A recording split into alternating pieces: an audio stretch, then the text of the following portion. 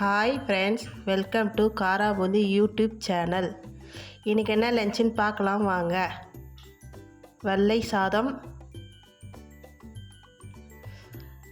தக்காளி சாம்பார், கடைஞ்சதுங்க தக்காளி சாம்பார், முருங்கைக்காய் கத்திரிக்காய் பொரியல், வாழைப்பூ கோலா உருண்டை, ரசம். வாங்க தட்டில் சாப்பாடு பரிமாறலாம்.